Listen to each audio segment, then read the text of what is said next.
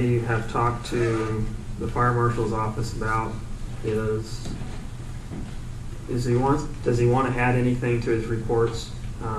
We're being told that on literature that the school will be shut down if we don't do anything. I don't speak loud.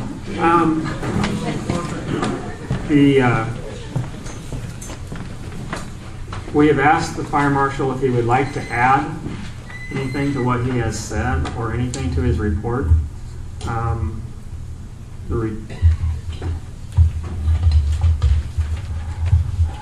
Speak loudly and slowly. Loudly and slowly. There's a whole squat.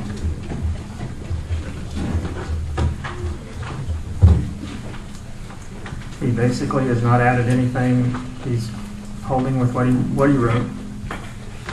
Cafeteria. The only thing that he is showing, he has never said that he would shut the cafeteria down in his report.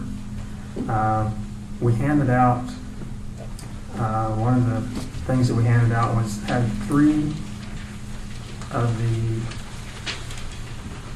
orders that needed to be fixed. Number 21 is what pertains to the cafeteria. And if you read it, basically what it's saying is add a new door. The doors have to be a distance, the diagonal of cafeteria. Alan and I measured the cafeteria, it was 69 foot. The diagonal to 69, so basically the doors need to be 35 foot apart. It doesn't matter, it doesn't say anything about, he hasn't said if he's going to shut it down on this part. And that's all I have on that for now, I think. The door on the south side. The door on the south side.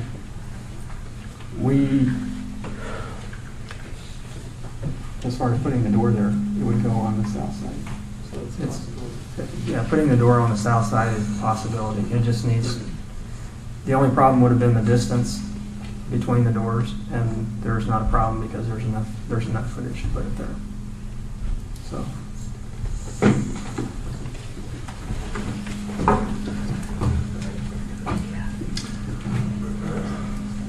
One of the fixes for the cafeteria, we don't need a new cafeteria. We need a door in the old cafeteria. Another issue is the proposed gym. Not a lot's been said about the gym.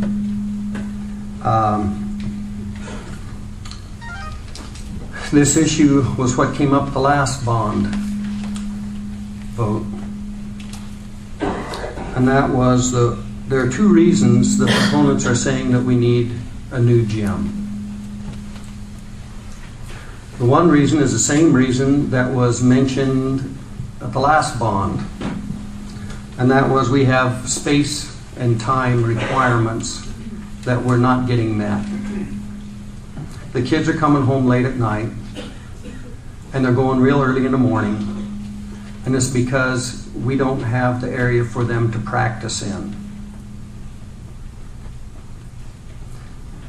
In my mind, that's partway right. That's partway right. My question is, why are the kids going that early and leaving that late? I think it can be more of a scheduling problem than a space problem. When I asked my niece,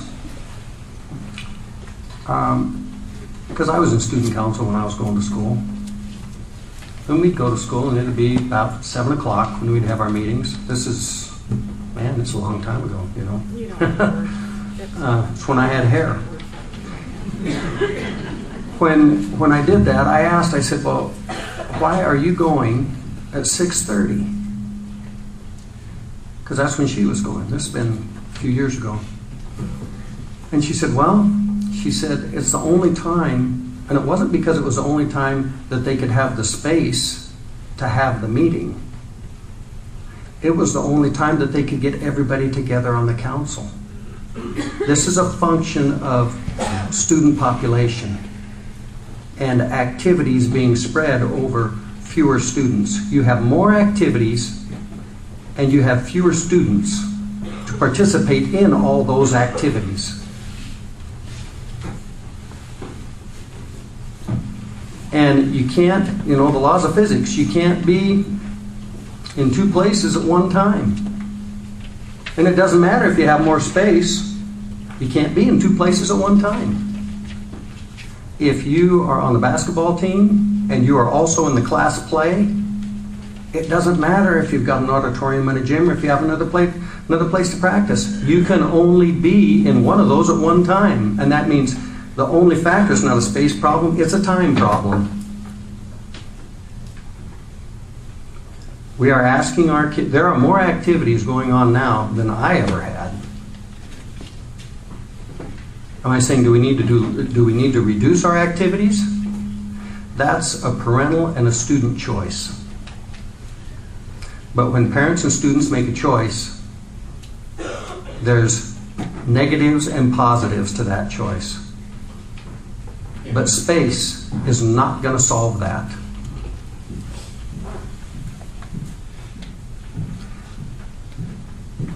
We were given these same arguments on why we needed a new gym about 2.5 years ago when we voted for the bond.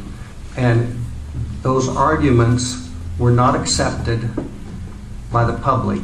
And that bond was defeated 60 to 40%.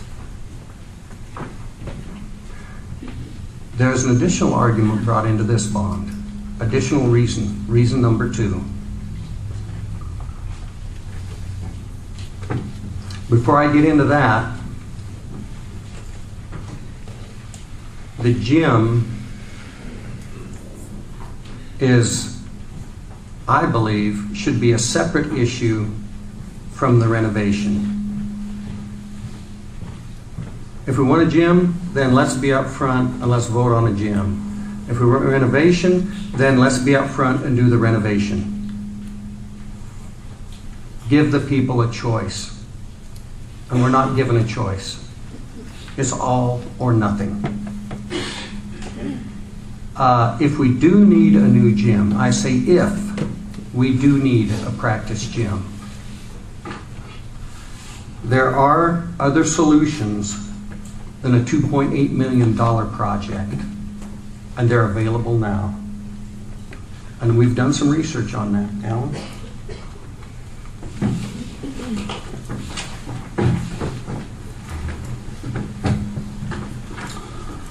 The York practice, or the York schools, are building a new practice gym for around $720,000 approximately. The building is roughly 100 by 200. It will have 3 separate areas: a weight room that is 40 by 80, a wrestling practice room that is roughly 52 by 100, a multi-purpose room that is roughly 94 by 100. This building was started in July and estimated to be completed in November. And all of this money is coming from private donations, no bond.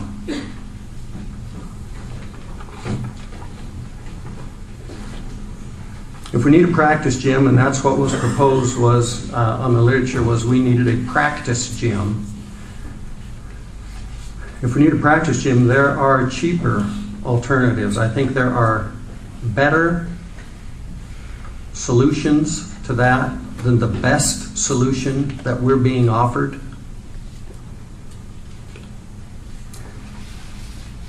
The second reason that is brought up by the proponents is, and you're going to have to follow me on this a little bit, the argument goes something like this. Why do we need a gym? We need a gym because we are losing our practice gym, which is, I remember it as the old girls' gym. It's a practice gym in the old part in the 28 building. And they say, well,